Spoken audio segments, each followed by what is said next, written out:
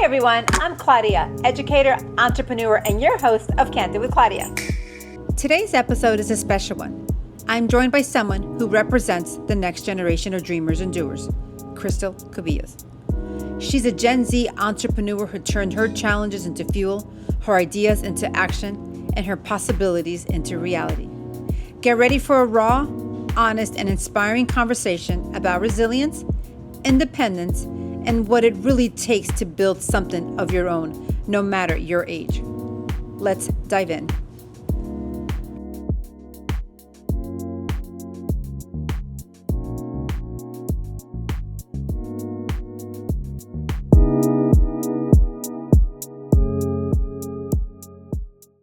Hi, Crystal. Welcome to Candid with Claudia. Hi, thank you for having me. How are you today? I'm excited.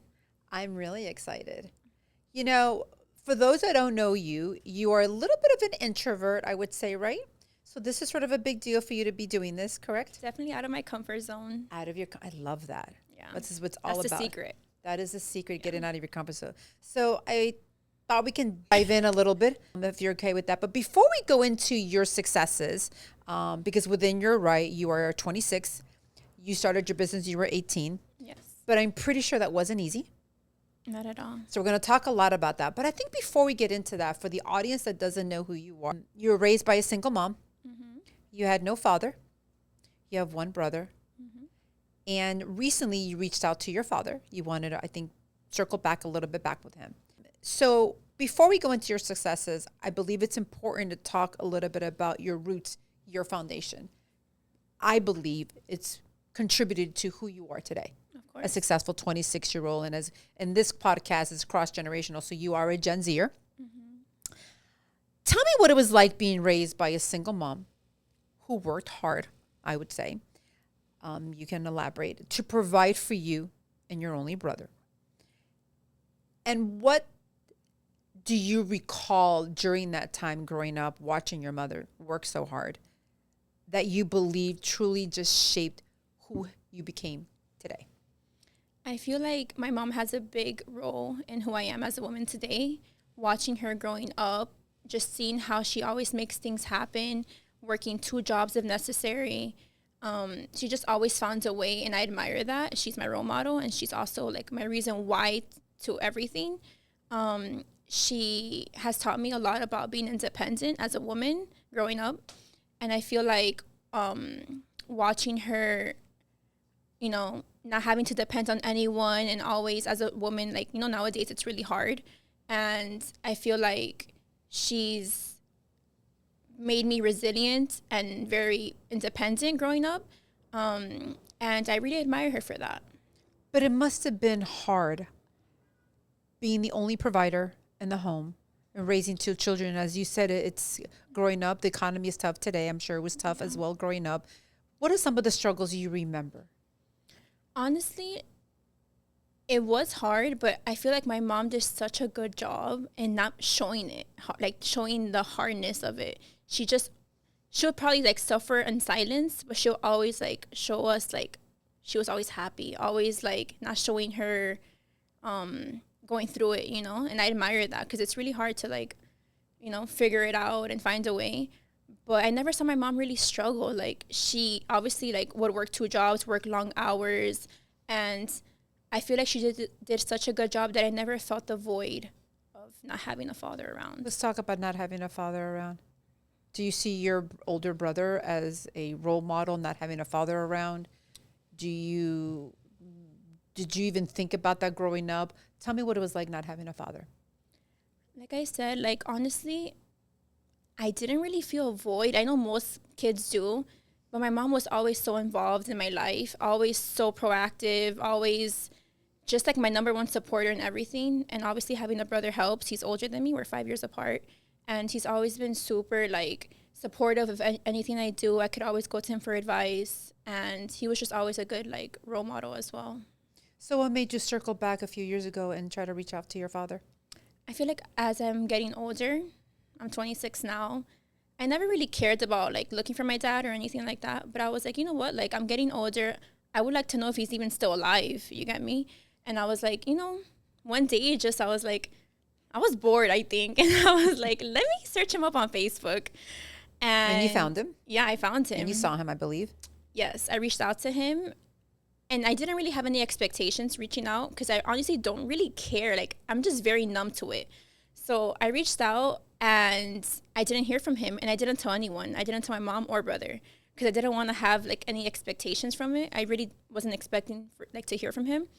And he reached out back, like, maybe a month later. And my heart, like, dropped to my, like, Did it drop because you were nervous, happy? Or? Well, I was like, damn, he's still alive. Because he's old. Well, he's getting older now. I think he's in his late 70s. So I was like, oh, shoot. Like, and I honestly, it was just my curiosity that I wanted to reach out and just see from my point of view, like, who he is as a, not as a father, but just as a man, to, like, gain my own opinion on him. You know, I was curious. How was that encounter? It was honestly pretty nice. I feel like I needed that. So once he reached out, I called my brother and I was like, hey, guess who reached out to me? And I called him on FaceTime and he was like, what the heck? Like, what? And then we met up and he's honestly, like, I didn't have really much expectations, but it was honestly a good encounter. We went out for lunch and we talked a little bit and he was honestly super happy and, like, curious and was asking us, you know, like, he was involved. Like, he wanted to know more about us and stuff. So it was nice. Are you going to keep that relationship going? Honestly, after that encounter, it was pretty nice, but I never really, like, it just felt weird. It was like meeting up with a stranger, you get me? So I was like, it felt kind of weird. He cried a little bit. He was like, wow, like, it feels so nice to hug my daughter for the first time. But I just feel like he was a stranger. Like, I didn't really care to really grow a connection with him because he wasn't there at all my whole life. But we check up here and there, but I don't really care to have a relationship. After the encounter, you went back home to your mother. Did you give her, like, an extra hug, or how did that feel? I was like, Mom, you were right. Like, everything, everything you explained him to be was completely right. And I just wanted for me, like, to gain my own opinion on him. You get me? As I'm getting older, like, I don't hold any grudges or resent towards him at all, honestly. Because I didn't feel void, honestly, like, that I know of. Because my mom did such a good job, like, always being there. So if you can describe it in one word, what your childhood was like, what would it be? That's kind of hard. I would say fun. What do you remember most? Is there a memory that's particularly you remember that either gave you that resilience or made you who you are, or just a memory that you have growing up? Was it school, your house, anything? I don't have one particular memory. I just remember my mom always taking us on family vacations every year. And that was really nice. You know, we got to travel as a family. I feel like family is really important. And you all still do that. Yeah. We're super close. We're tight-knit. You make that a habit to go on your annual vacation. Yeah. So I believe that closeness from what you shared is what you don't feel the void not having a father. Yeah. So I also believe that as we move forward, that is a resilience that you built because you thought of going in your mother's path. Your mother is a long tenured employee, I believe, at Publix. She celebrated her 30th year. So when you take a look at that generation, she is a boomer, I believe. And when you take a look at that generation where tenure matters, but then now we look at your generation and the generation that comes after you, which is a Gen Alpha, there is not that sense of tenure. You guys have an entrepreneur spirit. And so there's a tremendous amount of respect about you starting the business at 18, which we're going to get into next. But tell me what it was like because you worked at Publix. So Publix was my first job. Since my mom worked there, that was kind of the only place I was hiring at such a young age. I was 14 when I first started working. And she was like, I'll get you a job, you know, just to make some money and gain some experience. So I was like, you know, why not? So I started at Publix when I was 14 as a bagger. I think I lasted at Publix for 2 years, I believe. And then I transitioned from a bagger to a cashier. And all I remember is me hating that job. I dreaded it. I was like, this is not for me. Like, I like the aspect of, like, having a job and making my own money. But I remember literally going to work every day, like, I don't see myself being a bagger, like picking up the carts and cart duty in the middle of the heat. Like, that's not for me. I was like, Mom, I'm ready to quit. But it was a nice stepping stone. for sure. And then you were a barista?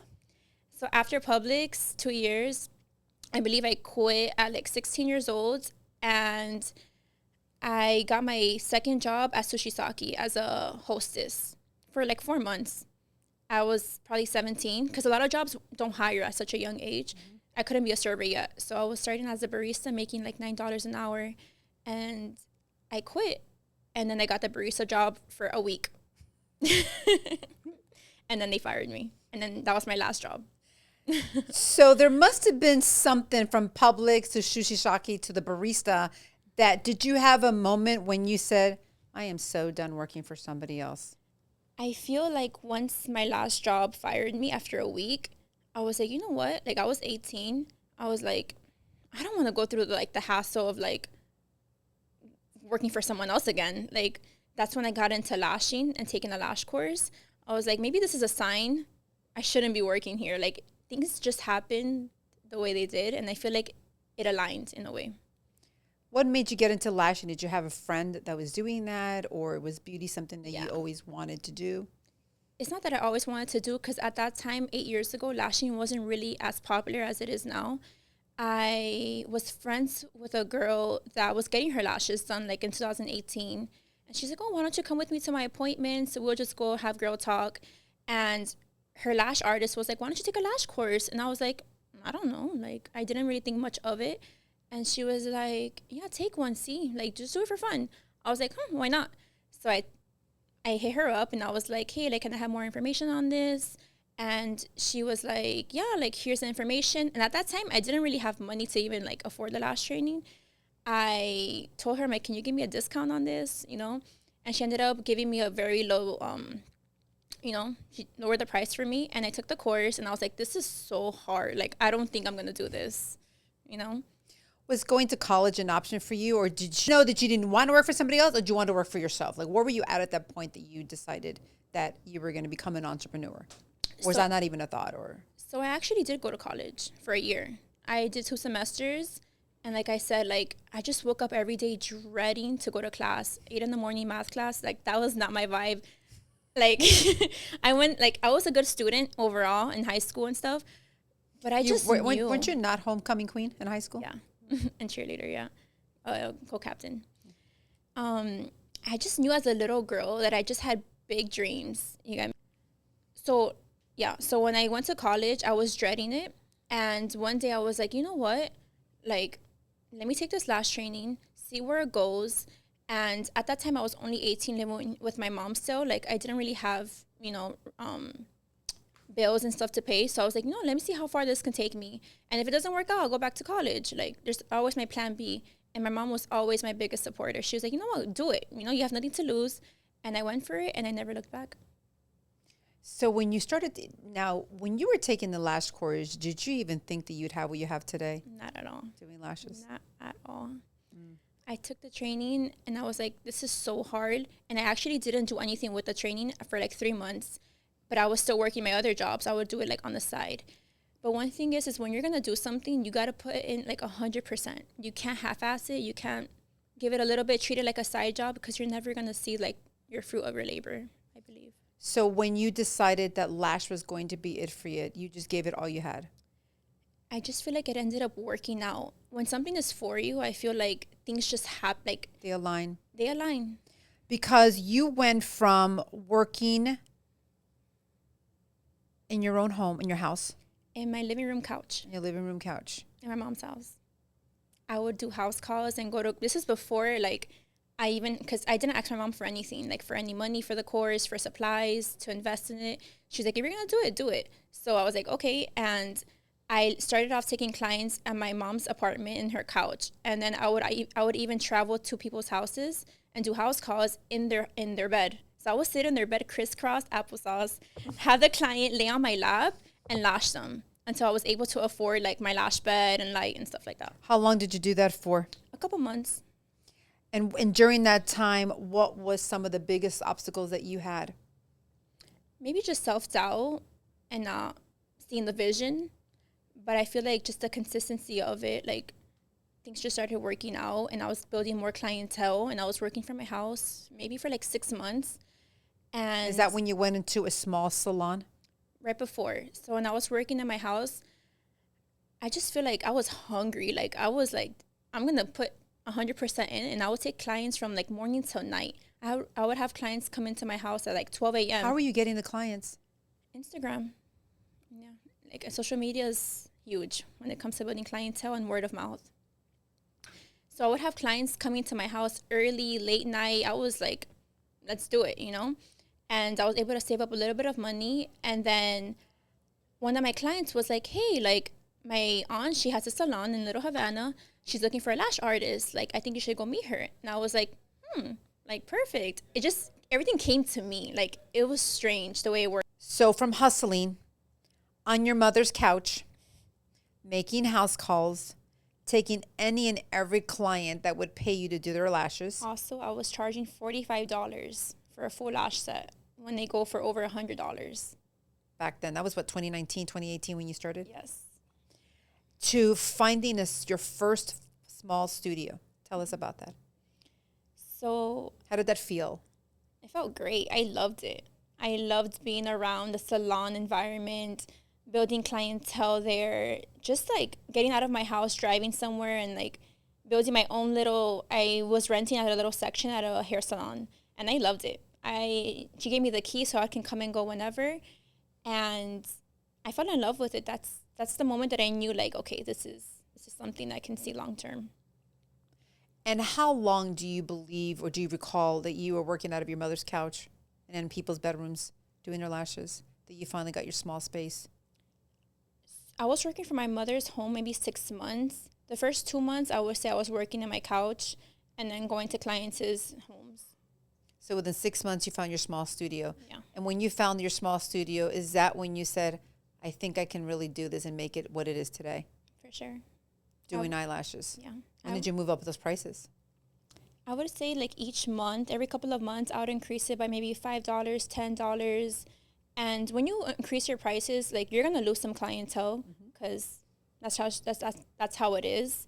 But I feel like once you build your loyal clientele base, they're gonna follow you wherever you go, and they're gonna come back every 2-3 weeks. Do you believe that it's not only building your clientele, but also with your self-confidence and know your worth, that you're like, yeah, I'm going to charge more because I know my worth and I am worth more? Did you experience that shift and that pivot? Yeah.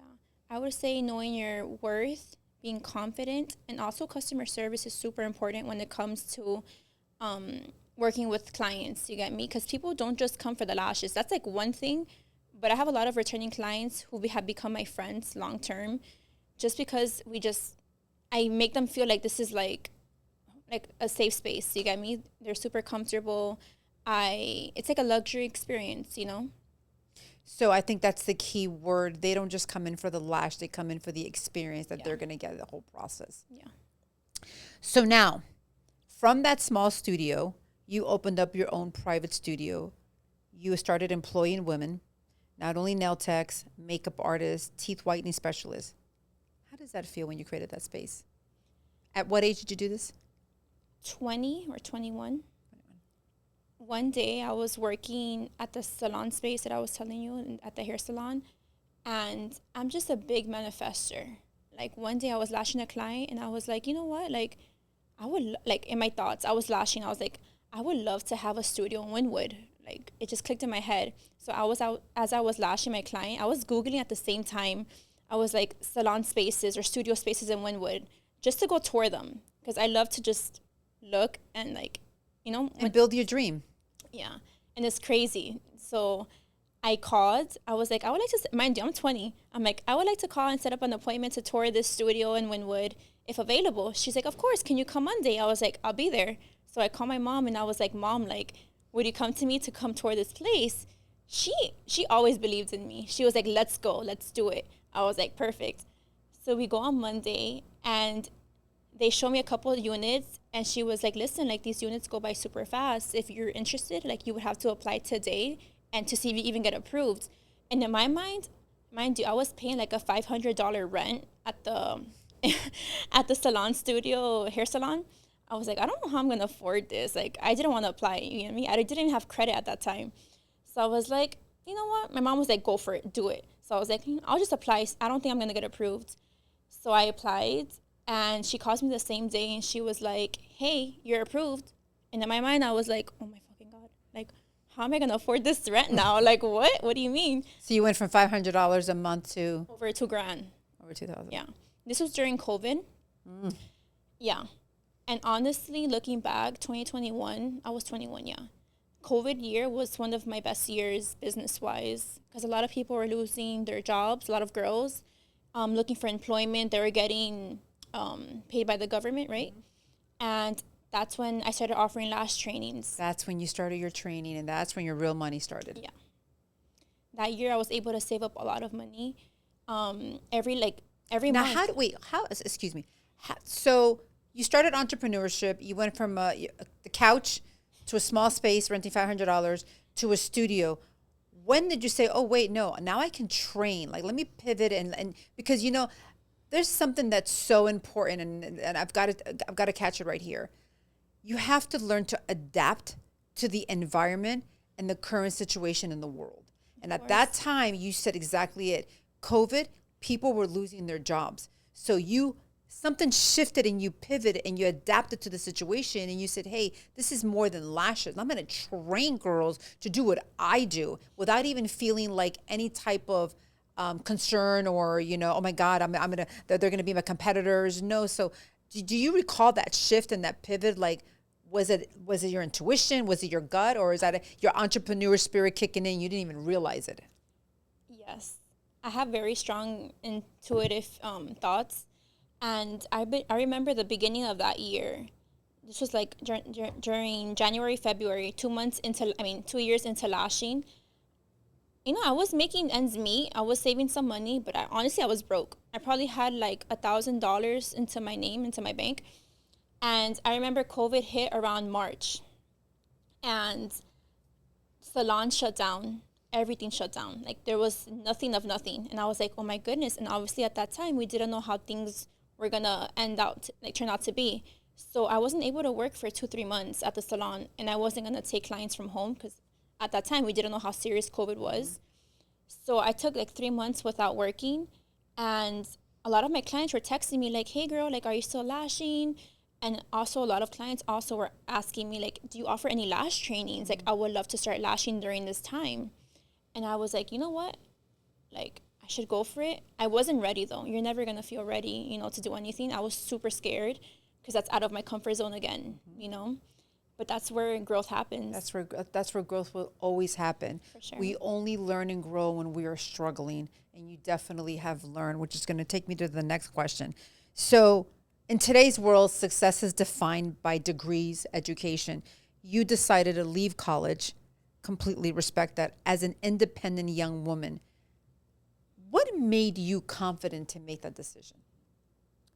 I was never 100% sure, but at that time, 8 years ago, I was getting financial aid to go to college, and all of a sudden they stopped providing that for me. And I was like, you know what? Instead of investing into this, because I was majoring into business administration, I was super unhappy. I was like, I'm going to use this money for schooling and go to beauty school to get my license for lashing. And then that's what I was like, you know what? If this plan fails, I can always go back to college. You get me? It's always a plan B. Now, did you ever have anybody during your time doubt you, judge you? Oh, you're just a lash girl, or you didn't get a degree. Like. Yeah. Honestly, I don't pay attention to what people think. I've always like saw the vision at the end of the tunnel. Like, I just knew inside of me, like, I'm not regular. So on that note, you are in your own right big on Instagram. You get a lot of haters on Instagram? I used to, I feel like. I even had my account shut down. Someone reported it and I lost my page, and that really discouraged me. You're always going to have haters. And I've dealt with that growing up in high school, just girls hating for no reason. You get me? Because I've never give them, you know, I don't match down to that level. So what advice would you give to young girls that are going through that? They have the haters and they're trying to, you know, define themselves or create themselves. What do you tell them? I feel like if you have haters, you're doing something right. Oh, I love that. I absolutely love that. It's true. So your lash business is extremely successful. You've been doing lashes and trainings for 8 years now. Yes. You're still in your studio. Yes. In Wynwood. But now you are starting a clothing line. Yes. Curvy. And we print Curvy. What inspired that? Fitness. My love for fitness. Going to the fitness gym. something that you're going into? Is that a shift that I see potentially happening next to Curvy? For sure. I'm like finding my passion in it. I got into it maybe 2 years ago, just for myself, feeling better mentally, physically. And I found my love for it. And I was like, you know what? Girls love to feel cute while they're working out. Because I do, I would spend so much money on activewear. And one day it just shifted in my mind. I was like, you know what?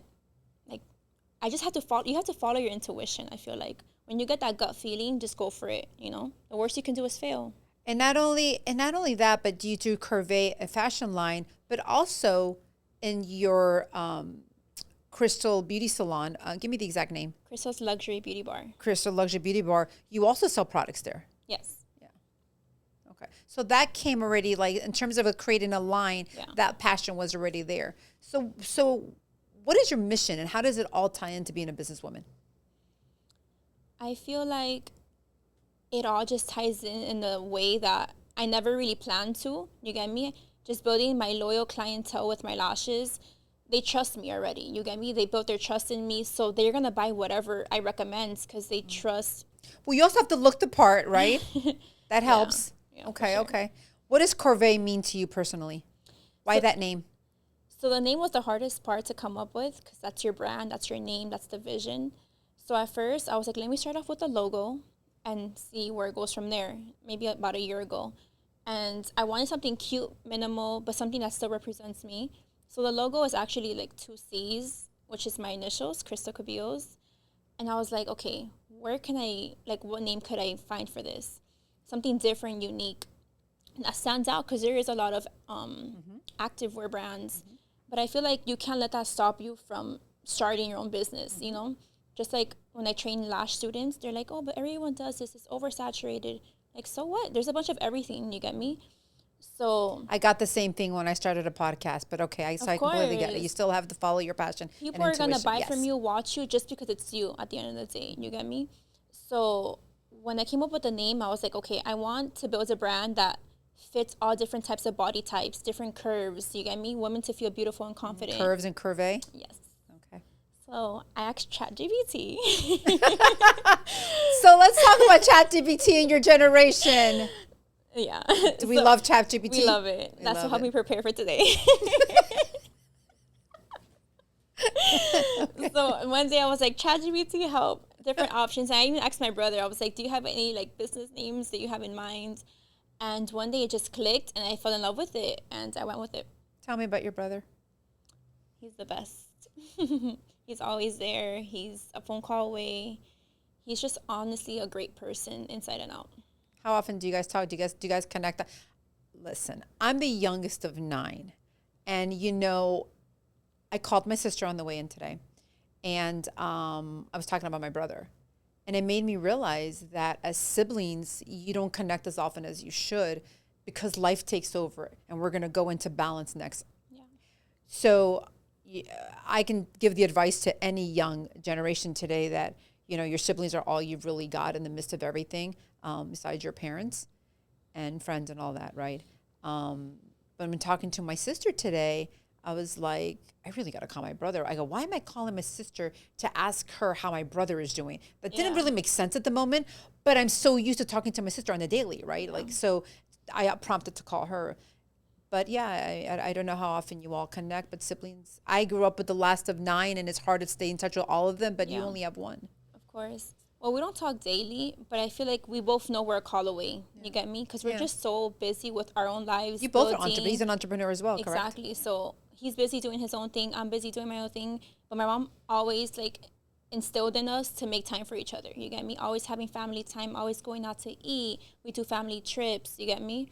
And me and him, we're super close. You get me? But we're naturally both introverts. You get me? We stay to ourselves. But he lives, 10, 15 minutes away. He's always there when I text him or call him. So, yeah. So how do you balance self-care in your social life? I feel like now I've gotten better at it. Back then, it was kind of hard to prioritize everything. You get me? Especially being in a relationship. to make time and finding the balance between love, social, work. But I feel like with my job, it kind of gives me the flexibility, you know, if I have to block off my time or schedule, if I want to have a self-care day, like I'll block off the whole day.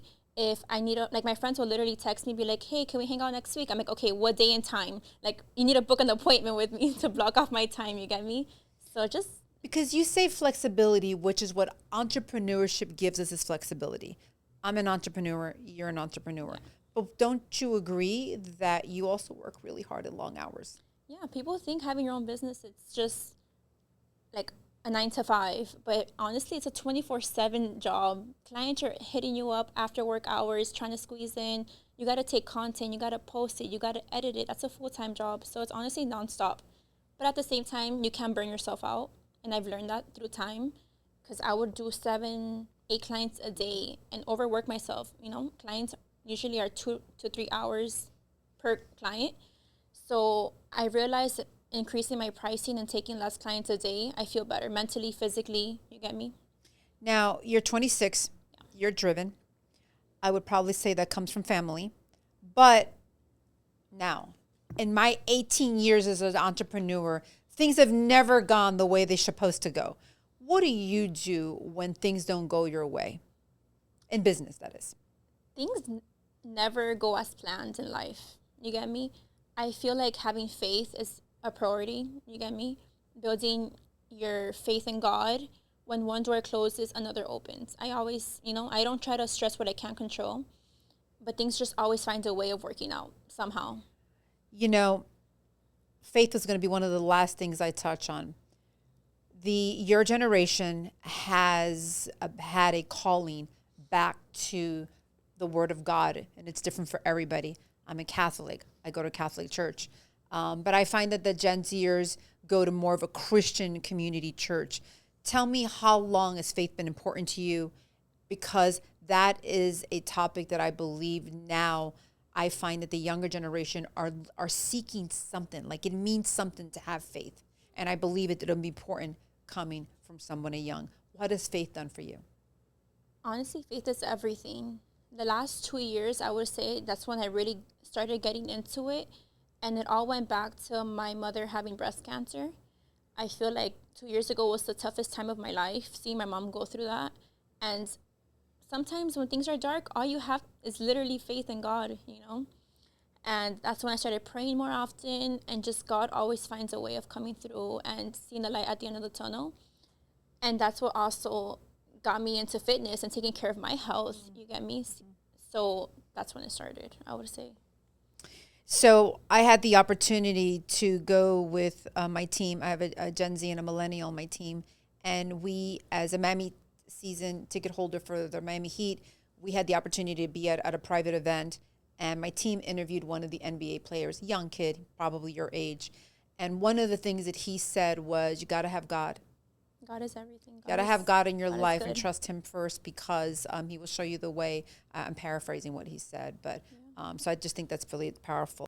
What do you think little Crystal would think of big Crystal today? She would be very proud, you know, knowing that she never gave up, knowing that she had a vision and stuck with it. She would be like, wow, girl, you did it. And I'm still not where I want to be, you get me? You always have to stay humble, work hard, you get me? But she'll be very proud. Do you think you've turned your possibility into reality? I feel like each day I am. You know, it's obviously hard. Sometimes I still have my self-doubts, you know. 8 years in business, I'm like, is this really what I want to be doing? You get me? I have those days. But I feel like definitely, like, I see, I feel like I definitely have turned my possibilities into reality. Well, I would say being 26 years old, having been in business for 8 years, having grown your business to the way you have, from a couch to a studio to now your own personal studio where you employ other girls, giving them the opportunities that you probably didn't have when you were their age. I would say that you have turned definitely your possibility into reality. But the big question is, what is next for you? Because so you went from being a lash artist to a trainer. to employing young girls and giving them the opportunity to have their space. Now you're coming out with your clothesline and you're starting to take clients because you want to get into the fitness arena. Are you going to create a makeup line? What are we looking at? Honestly, the future is bright, and I don't know what's to come, but each day I'm like, okay, I just find myself being happy doing certain things, and I follow my intuition. I'm like, you know what, I really enjoy doing this, and I love overall making women feel beautiful and confident, you know, with either it's lashing, what they wear, and eventually getting them the body that they desire. I feel like I'm really big on that, women empowerment. Yeah, that's what I'm all about. Yeah. Tell us about your little puppy, though. How much joy has he brought into your life? That's my baby. That's my son. That's my emotional support. How long have you had him? He just turned 4 years old. Oh, wow. Yeah, Wow. last week. Oh, wow. Yeah, he's the best. He's what keeps me calm when I'm having a stressful day. He's what I look forward to every day, sleeping with him. He could be a pain in my butt, but I love him. Yeah. Love it. He's big. Yeah. And what's his name? Because I have a tendency calling him Chico Black. What's his name? His name is Chico. His name is Chico. Yeah. Very, very cute. A picture will pop up and you all will see Crystal with Chico now. But Crystal, you know what I want to do before we wrap it up? I'm going to do a little bit of rapid fire if you're good with that. Let's do it. All right. I like to do a rapid fire round with all of my guests. Keeping your toes. Got to be quick answers. So we're going to do a lash or leave it. Lash if you love it and leave it if no way. Okay. Okay. Working with family. Lash it. Dating another entrepreneur. Lash it. Taking business calls at 11 a.m. or p.m.? p.m. Leave it. Going to college just for the experience. Lash it. Hiring your best friend. Leave it. All right. Okay, we're going to do some boss moves, okay? So we're both boss babes in our own right. So, as we discussed, you had milestones, Publix cashier, barista, last tech, studio owner, clothing brand. So, basically what I'm going to do is I'm going to say it, and then you're going to say what was the biggest lesson in each stage. Publix cashier.